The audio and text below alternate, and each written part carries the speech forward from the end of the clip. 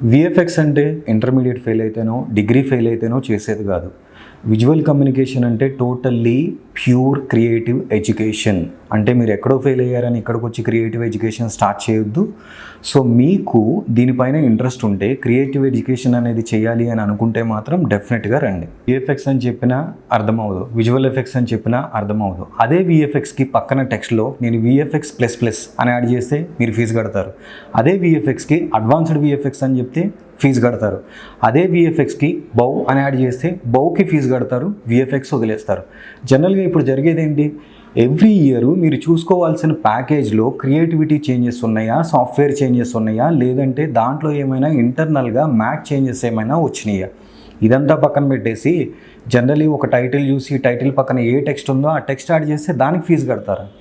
విఎఫ్ఎక్స్ని పూర్తిగా నేర్చుకోవాలనుకుంటే విఎఫ్ఎక్స్లో 3D content wait ఎంత, 3Dతో కలిపి విఎఫ్ఎక్స్కి అసలు యాక్చువల్ డ్యూరేషన్ ఎంత, కంటెంట్లో ఎన్ని మాడ్యూల్స్ ఉన్నాయి, ఎవ్రీ మంత్ మనం చేయాల్సిన మాడ్యూల్ ఏంటి. ఇప్పుడు సపోజ్ మ్యాట్ పెయింటింగ్ గురించి చేయాలంటే ఫోటోషాప్ నుంచి కనెక్ట్ అవుతుంది. అంటే ఫండమెంటల్ ఏదైతే ఫౌండేషన్ ఉంటుందో ఫోటోషాప్ నుంచే కనెక్టివిటీ రావాలి. ఇట్లా ఎవ్రీ టాపిక్కి దానికి ముందున్న సాఫ్ట్వేర్ కానీ దాని తర్వాత సాఫ్ట్వేర్ కానీ కనెక్టెడ్ ఇవన్నీ. సో ఈ కంటెంట్ అంతా తెలుసుకుంటే మీకు లైఫ్ కెరియర్ అనేది చాలా బాగుంటుంది. అసలు విఎఫ్ఎక్స్లో ఎన్ని కంటెంట్స్ ఉన్నాయి?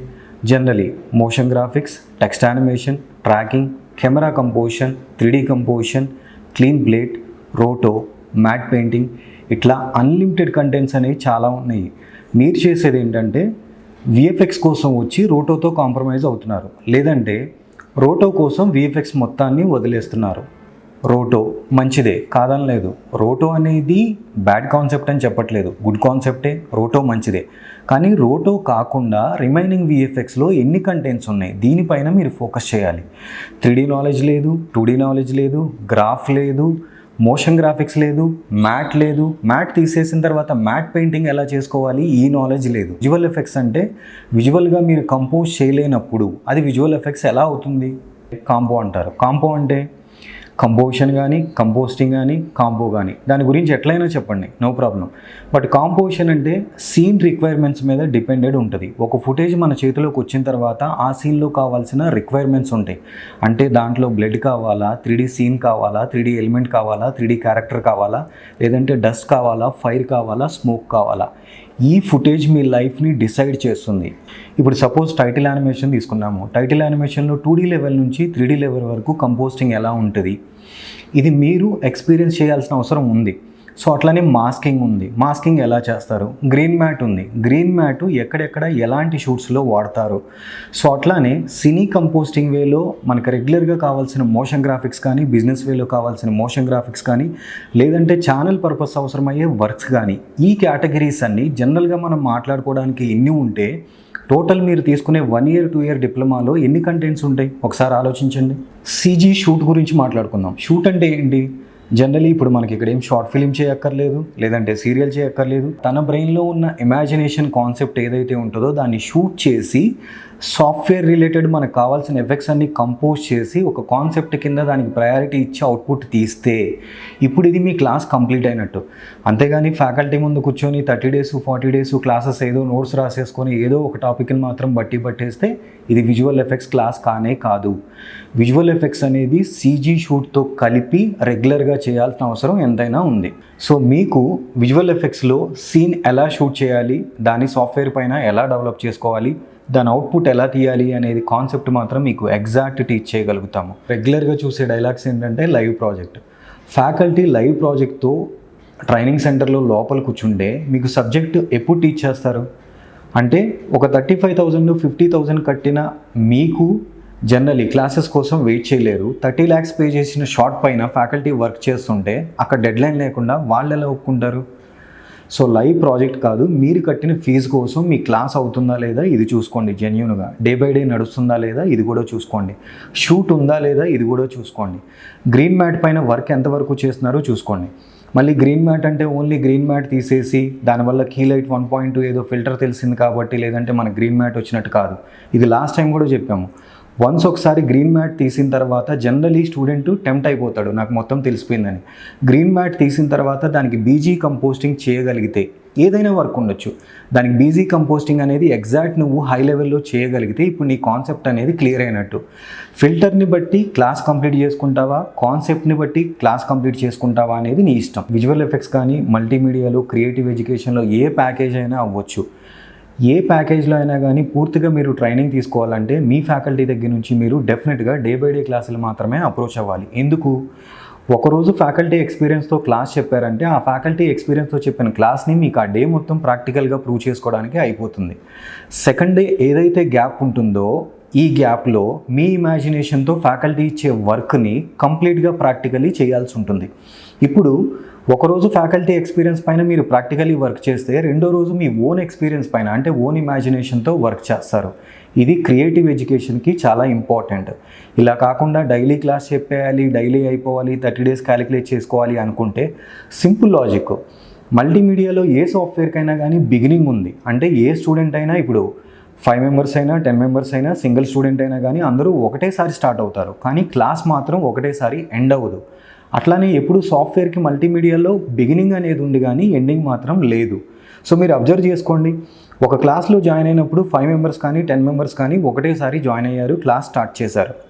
సో ఎండ్ అయినప్పుడు అదే 50 days తర్వాత లేదంటే 2 months తర్వాత అందరికీ క్లాస్ అయిపోతుందా?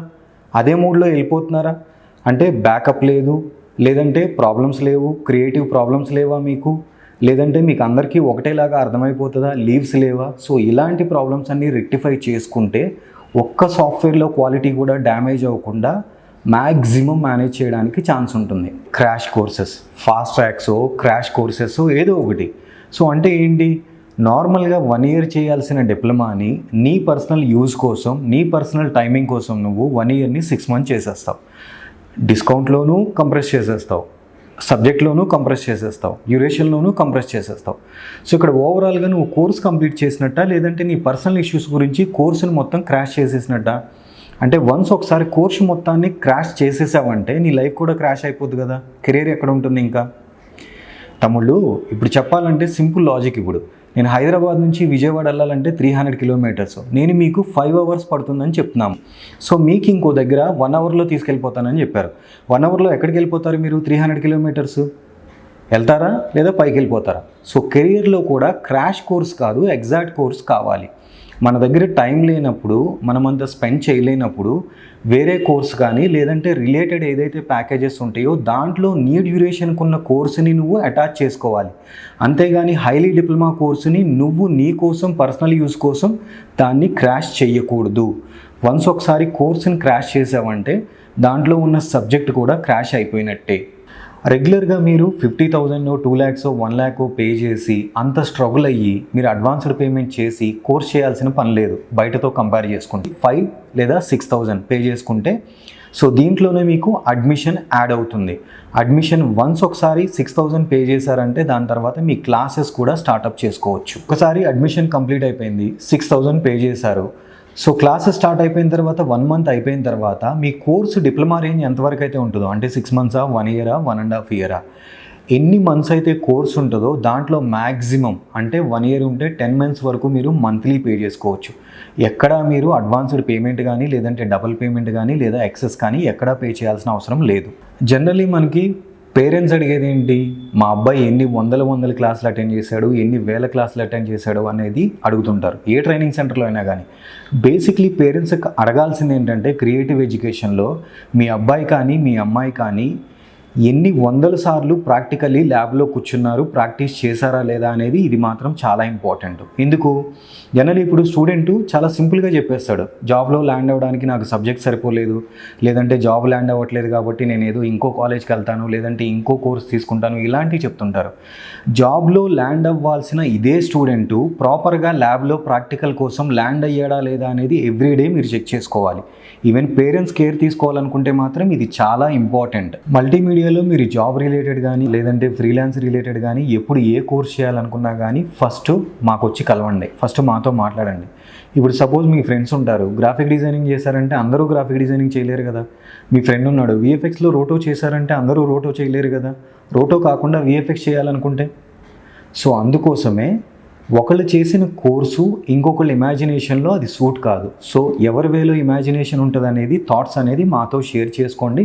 అప్పుడు మేము కంప్లీట్గా మీకు ఏ కోర్స్ అనేది మేము సజెస్ట్ చేయగలుగుతాం.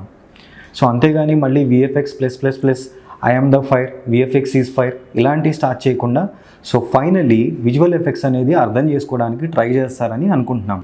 So come to MMC.